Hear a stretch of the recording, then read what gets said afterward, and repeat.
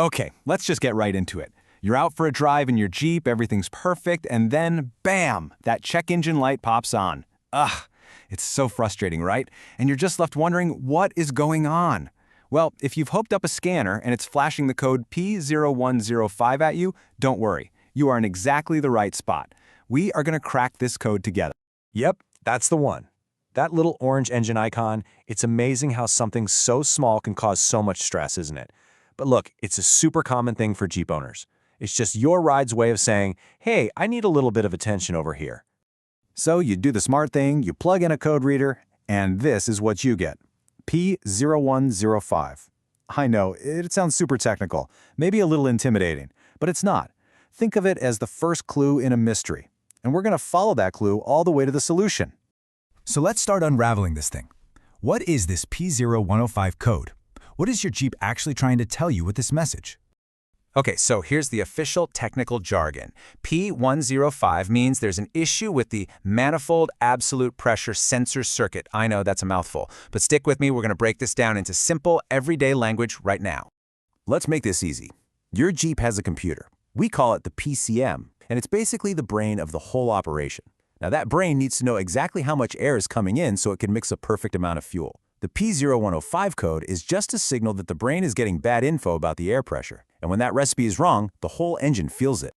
All right, every good detective story has a list of suspects. And for our little P0105 mystery, it almost always comes down to one of three usual culprits.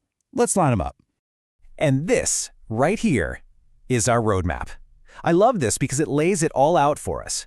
We've got three possible causes and three clear solutions. We're going to tackle these one by one, and we're going to start with the easiest, most common one first. Suspect number one, the intake system. We're starting here because, a lot of the time, the fix is surprisingly simple. We're basically looking for anything that's choking your engine and keeping it from breathing freely. So why does a clog cause this specific code? Well, imagine trying to breathe through a clogged straw. That's what's happening to your engine. The map sensor reads this weird, restricted air pressure. It sends a panic signal to the brain, the PCM, and boom, on comes the check engine light with our P0105 code. And the best part is, this is stuff you can totally check yourself. Pop the hood and have a look. Are there any cracks in the hoses? Is anything loose? Then pull out the engine air filter. If that thing is just caked with dirt, well, you might have just found your problem. Take a peek inside and clear out any leaves or junk you see in there. Okay. So what if the intake system looks clean? Well, our investigation now leads us to suspect number two, and this one's name is right there in the code, the map sensor itself. This little sensor is so important. A good way to think of it is like the engine's lungs. It's constantly measuring the air pressure to tell the brain how hard to breathe. If this sensor gets dirty or just fails, it starts feeding bad information up the chain, and the whole system gets out of whack. Now, this is a question I hear all the time. Hey, if it's just dirty, can I just clean it? That'd save me some money on a new part.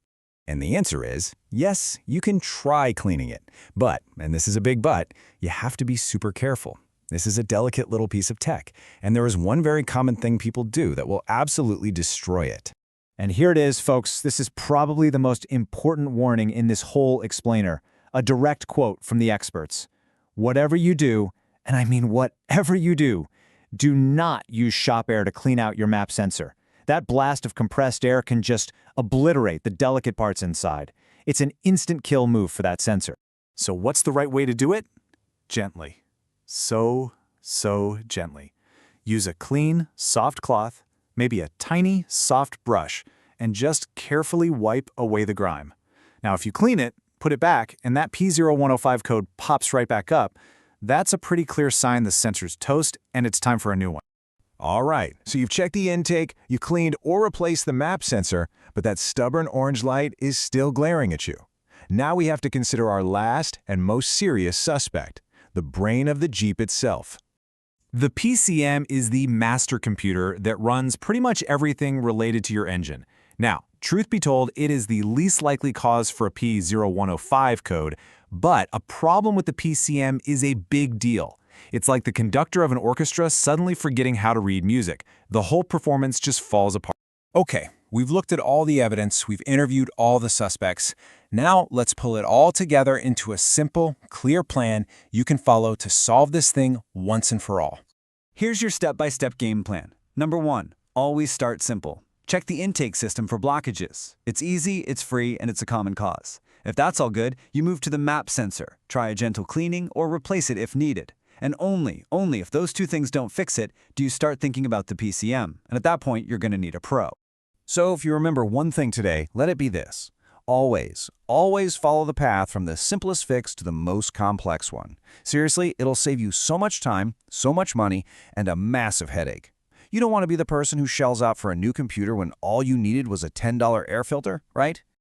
We've gone through all the DIY steps, the logical order, the big warnings, but after everything, what is the single most important piece of advice that really wraps this all up? And there you have it. You are now totally equipped to do some smart initial diagnosing yourself. But to really put this case to bed and be 100% sure, the experts always recommend getting a professional assessment. That way you know for sure that the real problem has been found and fixed correctly. It's the best way to get back out there enjoying your Jeep with total confidence, and most importantly, without that dreaded check engine light.